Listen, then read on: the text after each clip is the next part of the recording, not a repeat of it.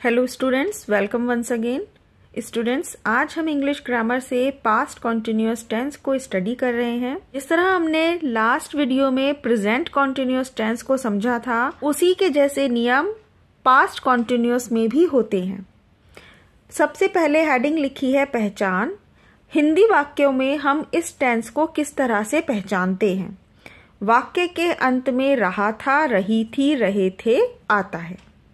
Present continuous में था की जगह है शब्द आता है, रहा है, रही है, रहे हैं। और पास्ट, क्योंकि समय बीत गया है, तो हम यहाँ पर रहा था, रही थी, रहे थे शब्दों से इस टेंस की पहचान करते हैं। हेल्पिंग वर्ब आती है इसमें वॉज या वर। वॉज एक वचनकर्ता के साथ आता है, जैसे कि ही, शी, इट और यहाँ पर आई के साथ was, he was, she was, it was. इस तरह से हम वॉज का प्रयोग इनके साथ करते हैं। और यदि वाक्य में एक व्यक्ति है, एक प्राणी है, एक वचनकर्ता है, तो हम वॉज का प्रयोग करते हैं। वर आता है बहुवचनकर्ता के साथ, और बहुवचनकर्ता शब्द का मीनिंग है जब वाक्य में एक से अधिक सब्जेक्ट होते हैं, कार्य करने वाले व्यक्ति एक से अधिक हों। इसमें प्रोनाउन के लिए यूज होता है you, we, they. You were, we were और दे वर। वर्ब में आईएनजी का प्रयोग करते हैं, जैसा हमने प्रेजेंट कॉन्टिन्यूअस में भी किया था। और रूल समझ लेते हैं इसका एक बार। सबसे पहले अफर्मेटिव सेंटेंस में सबसे पहले सब्जेक्ट वॉज या वर सब्जेक्ट के अकॉर्डिंग, और उसके बाद वर्ब प्लस आईएनजी और लास्ट में ऑब्जेक्ट आता है। एग्जाम्पल है कोयल गीत गा रही थी, तो आप यहां इस शब्द से पहचान सकते हैं रही थी आया है, तो ये पास्ट कॉन्टिन्यूअस टेंस होता है। कोयल इस वाक्य का सब्जेक्ट है और एक चिड़िया के लिए कह रहे हैं, इसलिए हम यहां पर वॉज का प्रयोग करेंगे। सबसे पहले लिखेंगे कुकू वॉज, गीत गाना सिंग, और सिंग में आईएनजी लिखेंगे। Cuckoo was singing song. इसके बाद सेकंड सेंटेंस है हम किताब पढ़ रहे थे, तो हम की इंग्लिश वी, और वी बहुत सारे लोगों के लिए आता है, बहुवचन सब्जेक्ट है, तो यहां आएगा were. We were reading, read verb है और वर्ब में लिख दिया ING. We were reading book. इस तरह से प्रेजेंट कॉन्टिन्यूअस के तरह ही इसमें वॉज या वर के साथ वर्ब में आईएनजी लिखते हैं। प्रेजेंट में इजआरएम का प्रयोग होता है और पास्ट टेंस में वॉज वर का। अफर्मेटिव सेंटेंस के 2 एग्जाम्पल्स और समझ लेते हैं। एक बार एक कौआ पेड़ पर बैठा था, तो एक बार सबसे पहले लिखेंगे वंस। एक कौआ, अ क्रो। अब क्योंकि क्रो एक है, तो हम लिखेंगे was. Once a crow was sitting. बैठने की इंग्लिश सिट, और इसमें आईएनजी लिखेंगे तो यहां डबल टी हो जाएगा। अब once a crow was sitting on the tree.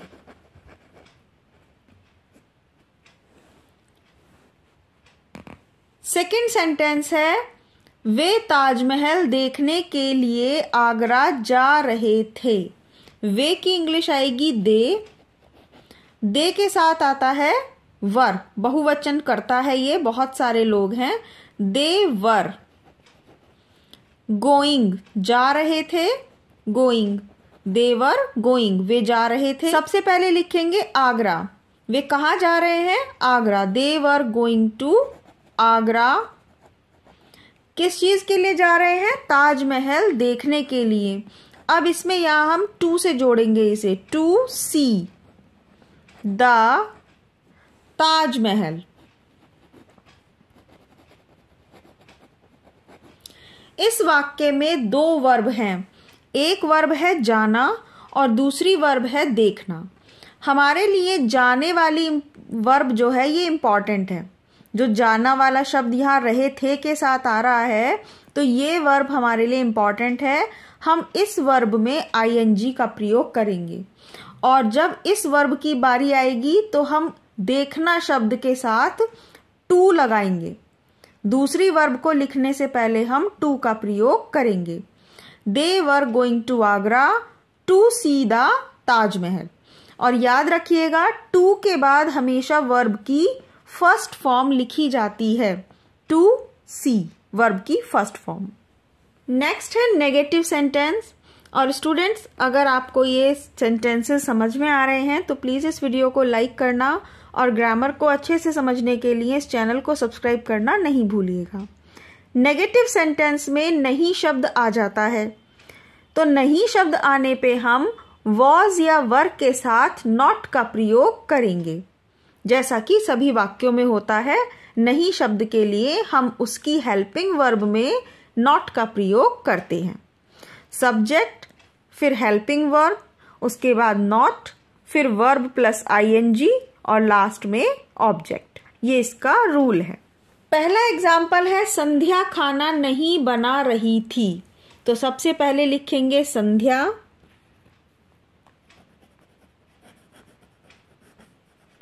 संध्या एक लड़की है तो आएगा वॉज, संध्या वॉज और उसके बाद not.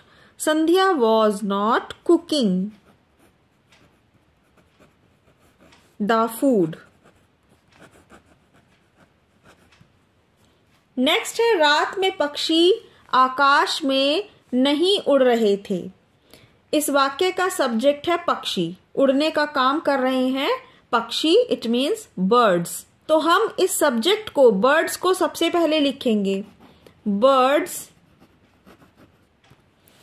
Were not flying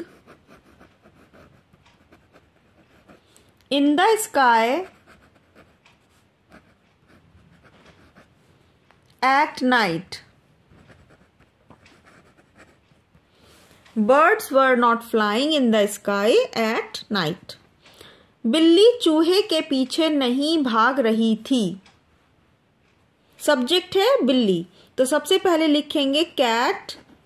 cat एक है, वॉज, फिर आएगा not, cat was not running. ING लगाने पर इस वर्ब में डबल एन हो जाएंगे, RUNNING। Cat was not running after. यहां इस वाक्य में बेटा ये जो पीछे शब्द लिखा है, इसके लिए हम आफ्टर शब्द को यूज करेंगे इंग्लिश में। बिहाइंड नहीं आएगा, पीछे भागना, running after. Cat was not running after the mouse. Students, I hope आपने इस वीडियो को लाइक कर दिया होगा। अब कंटिन्यू करते हैं इंटेरोगेटिव सेंटेंसेस से। इन प्रश्नवाचक वाक्यों में हेल्पिंग वर्ब वॉज या वर को सब्जेक्ट से पहले लिखते हैं। डेफिनेट से लेकर प्रेजेंट कॉन्टिन्यूअस तक अगर आपने सेंटेंसेस सीखे हैं तो आपको अभी तक याद हो गया होगा और समझ में आया होगा कि इंटेरोगेटिव सेंटेंस 2 टाइप्स के होते हैं। एक जिसमें हेल्पिंग वर्ब आती है शुरू में, और दूसरे जिसमें सबसे पहले क्वेश्चन वर्ड आता है। क्वेश्चन वर्ड का मीनिंग है व्हाट, व्हेन, व्हाई, वेयर और इसी तरीके के सभी शब्द। पास्ट कॉन्टिन्यूअस टेंस में हेल्पिंग वर्ब है वॉज या वर, तो वॉज या वर शुरू में आ जाएगा सब्जेक्ट से पहले, उसके बाद वर्ब में आईएनजी और ऑब्जेक्ट। क्वेश्चन वर्ड अगर दिया गया है व्हाट, व्हेन, व्हाई, वेयर, तो पहले क्वेश्चन वर्ड आएगा, उसके बाद हेल्पिंग वर्ब वॉज या वर, फिर सब्जेक्ट, फिर वर्ब प्लस आईएनजी और फिर लास्ट में ऑब्जेक्ट। इस तरह से ये 2 रूल चलते हैं इंटेरोगेटिव सेंटेंसेस में। अगर आप इसे डिटेल से फिर से समझना चाहते हैं तो प्रेजेंट इंडेफिनिट से रिलेटेड सेंटेंसेस की वीडियो जरूर देखिए। इसका लिंक आपको डिस्क्रिप्शन बॉक्स में भी मिल जाएगा। अब है इसका एग्जाम्पल, क्या वह कक्षा में तुम्हारे पास बैठा था।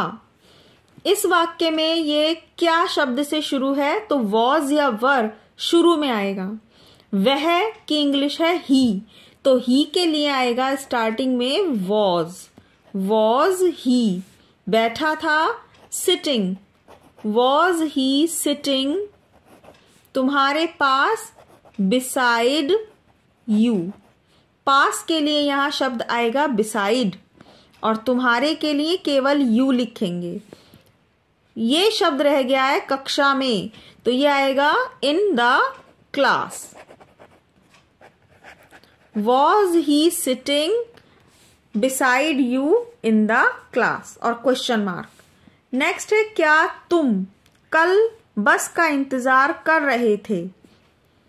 तुम शब्द के लिए यू आता है और यू के साथ हम वर का प्रयोग करते हैं, तो आएगा सबसे पहले वर। हेल्पिंग वर्ब सबसे शुरू में लिखेंगे। वर यू इंतजार करना, वेटिंग।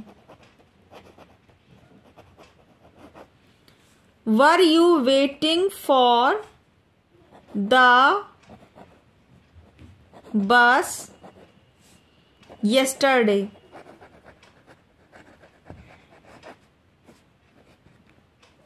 नेक्स्ट है इस झाड़ी के पीछे कौन छिपा हुआ था? यहां क्वेश्चन वर्ड आया है कौन, इसके लिए लिखेंगे who was hiding behind this Bush.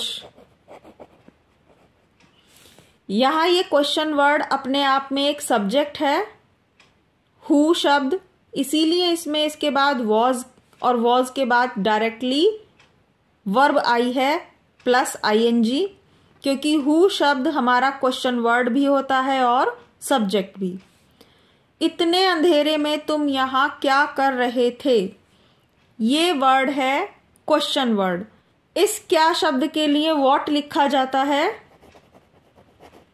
What were you. You के कारण हम यहां इसमें हेल्पिंग वर्ब वर का प्रयोग करेंगे। What were you doing here in so dark. और लास्ट सेंटेंस है सभी लोग चुपचाप क्यों बैठे हुए थे?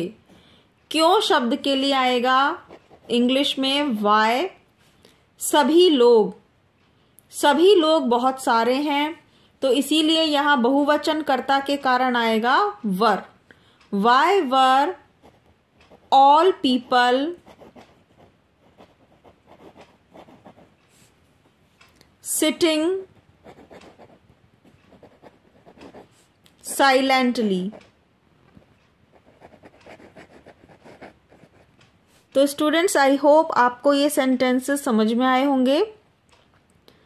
प्लीज इस चैनल को सब्सक्राइब करना और वीडियो को लाइक करना नहीं भूलिएगा। Thank you very much.